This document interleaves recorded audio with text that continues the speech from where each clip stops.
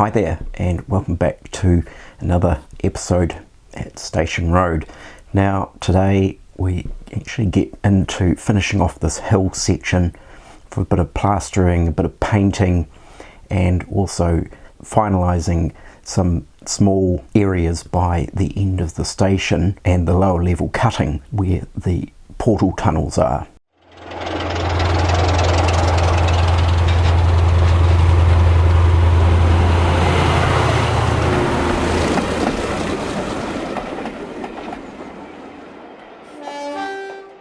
So before I begin, I'd just once again like to say a huge, massive thank you to everyone who's left feedback and comments on the recent videos, and actually all the videos that are on my channel. It's absolutely fantastic, the feedback that I'm getting, and it is so much appreciated. So keep that going, and it's just great hearing from you all. Now, another little thing that I would like to bring attention to, and this relates to the wee shopping trolleys that I wanted to add to the lower level cutting area, once again as a little bit of fly tipping, some extra junk and so forth. Now, these shopping trolleys turned up last week sometime, and I bought them from the UK, and I am actually incredibly impressed with the company which I bought these trolleys from. So I purchased them from Model Railway Scenes, and when I opened it up, the first thing I noticed was the presentation was just absolutely fantastic. So it came in this printed tissue paper with their branding stamped on it, and then once you actually got into it, there was a beautiful little wee miniature itemized account of what you had purchased, and some tiny little wee pictures there as well. And then of course a nice complimentary note from Peter Gom, who is the founder of Model Railway Scenes. And then when I actually had a look at these items, and I bought more than just shopping trolleys, so we had shopping trolleys, we had some trash cans or trash bins, there's also this security style fencing, the spear type fencing, and also some wooden crates. So these are just incredible. They're so well detailed, and one of these is going to make a perfect addition to the lower level cutting. So I guess we can say that's a shout out to Model Railway Scenes. Absolutely brilliant, lovely products, and I'm sure I'll be purchasing more items from you in the future. So getting on to today's video, as I mentioned, we're going to finish off this hillside, do some puttying, do some painting, and also organise this area where the tunnel portal is and the end of the railway platform. So I think without further ado, let's just get into it. So as I mentioned in the previous video, it was a case of working out an upper wall section for this tunnel portal, and in conjunction with reconfiguring the end of this platform, which originally used to just taper down to the ground level. So the idea here is, what I'm actually going to do is continue this sort of small bit of raised landscape through to the end of this platform. So the idea would be as if the hill had originally carried on over this way in some area, and this would slope off to the edge of the track here. So I haven't fixed this into place just yet, and this just pops out, and I haven't weathered it yet either. So this is just the section that has been made up for the end of the platform. And once again, just 3mm MDF, and it's pretty straightforward. Now, one of the things I sort of thought I'd point out here actually is the paving type print that I use here.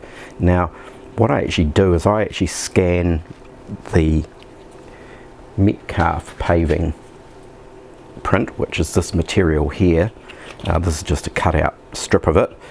I scan that into the computer and convert it to just a black and white or grayscale image.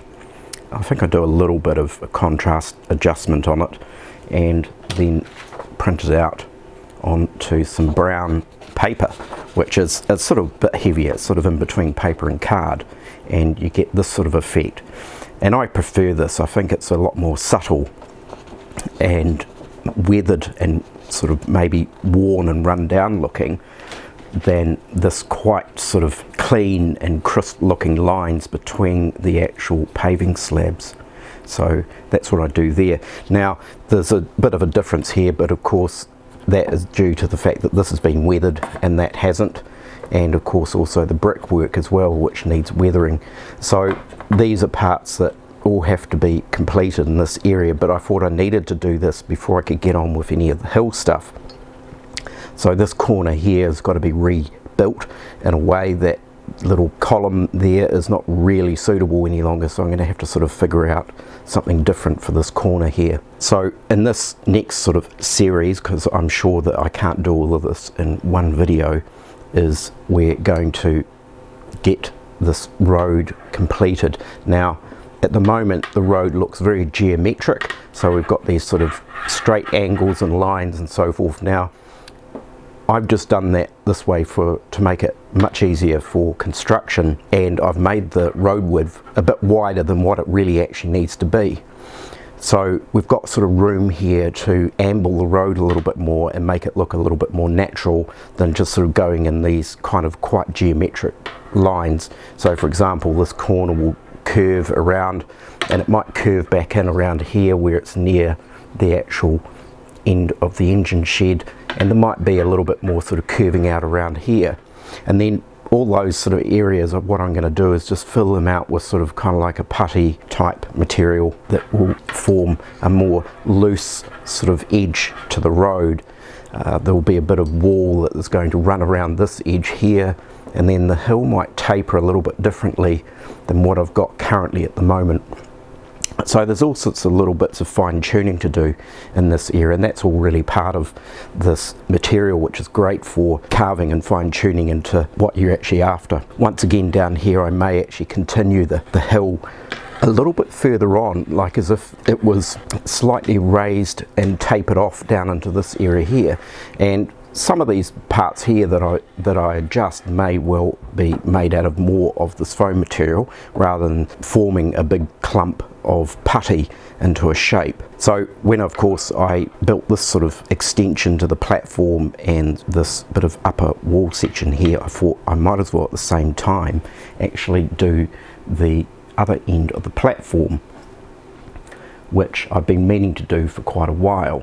So originally the platform just came to an abrupt end at this point here where this lamp is, and I kind of actually felt that a lamp wouldn't really probably be placed right at the end. It would have been further back here. I also had this bit of hill line that runs up here. There's a little alcove or a cutout section here. That is actually where a signal is actually going to go in the future. So the idea was to extend the platform a little bit further along and have it finish at this end. Now I haven't done the back parts of the wall and so forth because I really do want to get the same material that matches through here, and I believe I've actually used some bits of Metcalfe platform material for the upper section. So I've just got to finish that piece off, and once again this is just an MDF component that is being put together, and of course it's on just a very, very subtle curve, which I think is going to add a little bit of interest to this end of the platform. And then of course that will be joined on to there, and we'll have this wall around that end. So to get started on this hill section, what we're actually going to do is get into this area and do some modifications to reform it how I want it to go in this area, and actually plan out the alignment of the actual road through this area.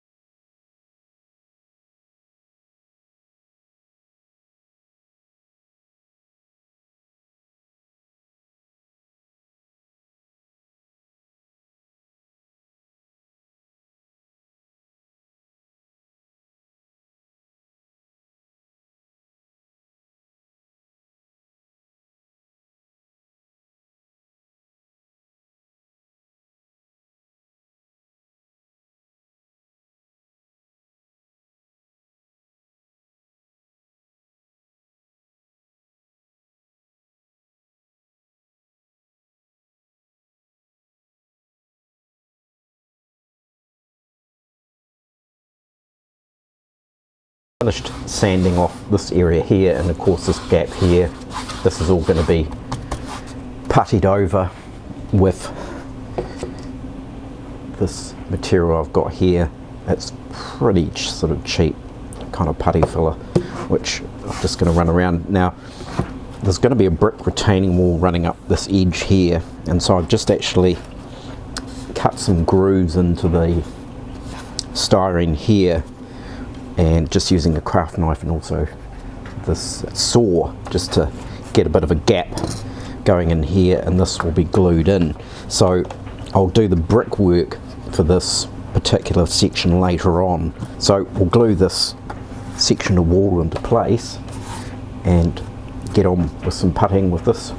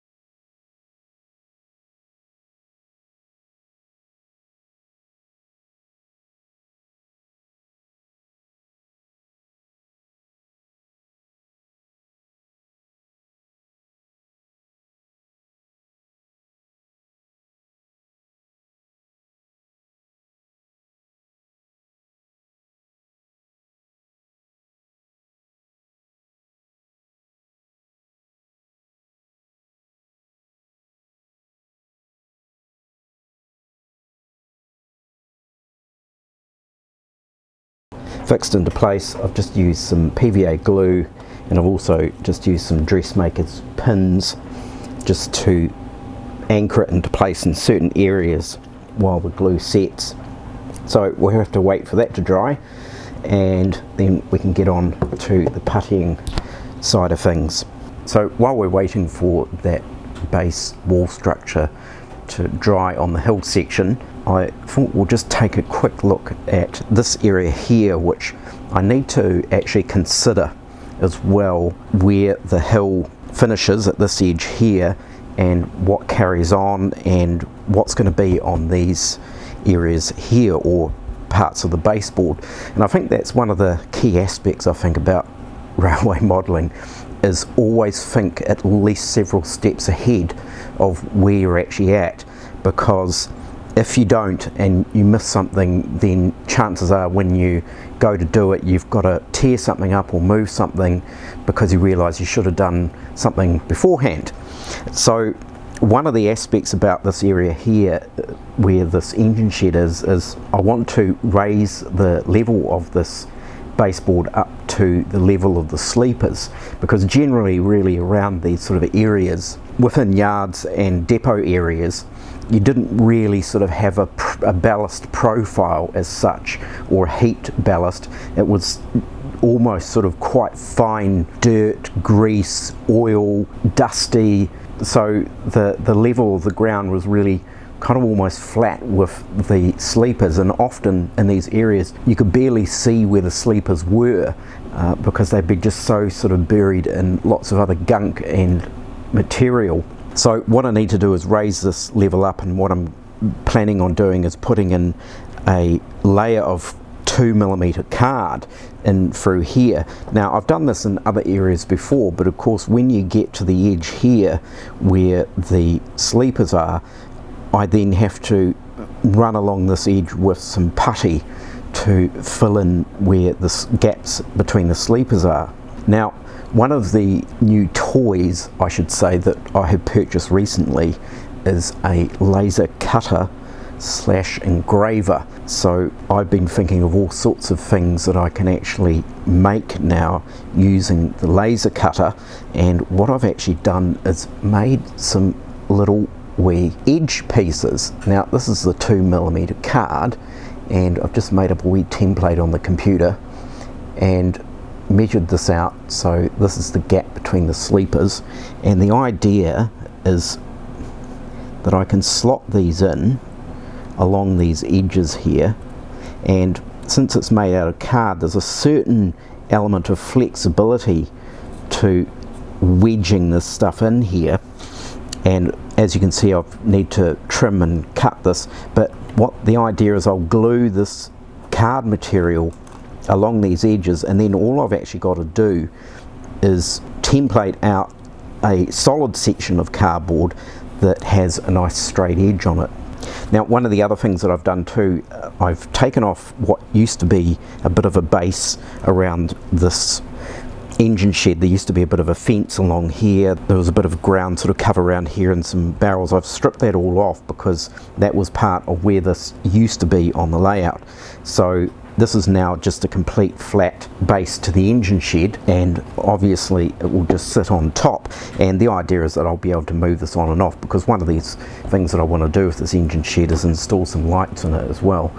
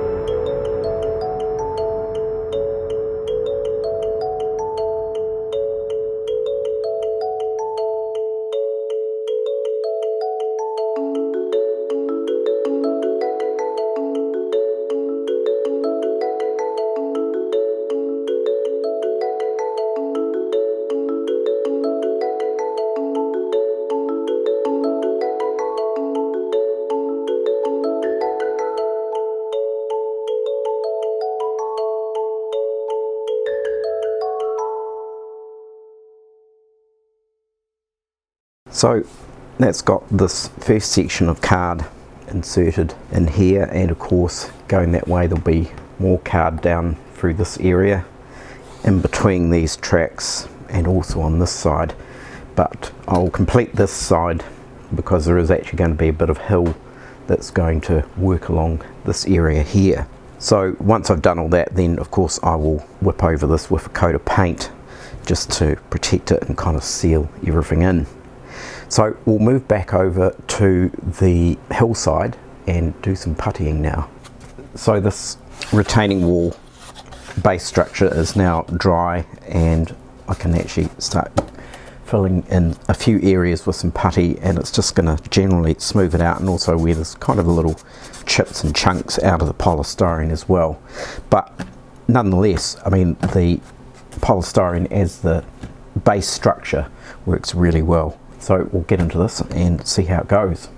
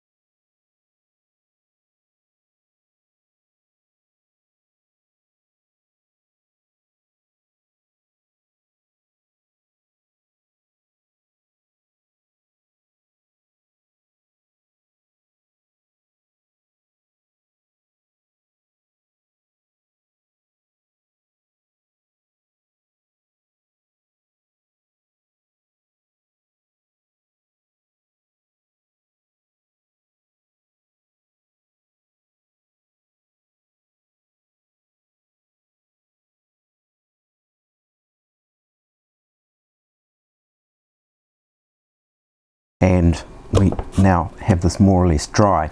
Now some of these areas, particularly around here where I actually applied quite a large amount of this putty slash kind of plaster material, it did take a number of days for that to really solidify. And of course one of the benefits to working on individual components is I was able to take this entire section into the house and take it upstairs where we have a log burner downstairs, and it gets quite hot up there, and it was able to dry a lot quicker than the drying time out here in the garage. So during that wee speeded up piece of footage, you probably noticed I was poking bits of paper towel in around here on the edge of the road, and the reason I was doing that was there was a bit of a gap there that I was going to fill, but I needed something stuffed in underneath so that the plaster slash putty didn't just fall straight through into the gap. So the next step here is to sand all of this plaster material, smooth off, tidy up any areas, and then of course I will go over this with a base coat of paint. And of course the same thing will apply to the depot engine shed area as well,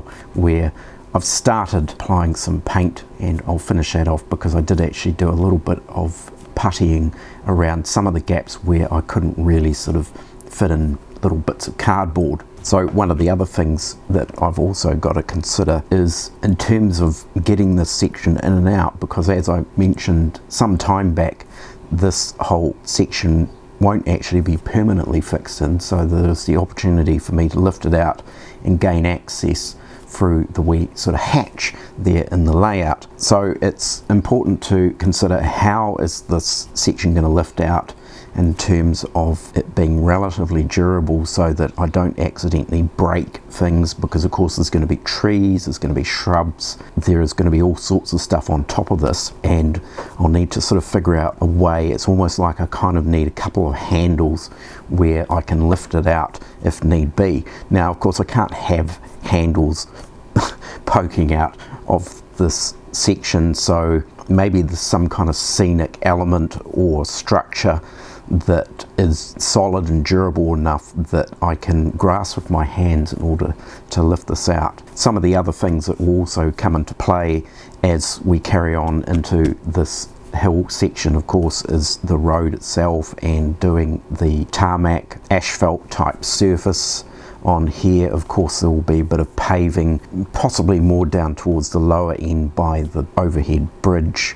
Then of course there is also the church. Now I did originally think of gluing the church directly onto the polystyrene, but I do actually want to put some lights in the church. Now I haven't actually done that, and unfortunately I didn't think of that when I originally built the church, so I'm going to have to cut a hole in the MDF base that the church sits on so I can access the inside. And I think what I'll actually do is figure out a way of anchoring the church to the polystyrene, but also with the ability to be able to take the church off, because if I needed to alter something with the wiring, if something went wrong with the circuits or anything like that, that I would need access to that. I mean, I will put in LED lights, and the theory is they'll just last forever and ever, but nevertheless I've definitely got to consider accessibility for any future maintenance that may be required inside the church. So there we have it for today's video. I realise now that this particular episode is getting rather long, but I think we can now safely say the landform is taking shape, and you can sort of clearly see how it's actually going to work out. So in the next episode I'll probably be looking at the other overhead bridge and actually mapping out how that's going to go, and I should be able to adopt some of the processes used in the laser cutting side of things in order to manufacture that overhead bridge. Another aspect also that I will look at is a good and secure way of anchoring the church into its position, but at the same time making it detachable. So I certainly hope you've enjoyed today's video and gathered some inspiration and ideas for your own layouts. Once again, don't forget to like and subscribe if you haven't already, and do take care everyone. look after yourselves, and I will catch you next time. Bye for now.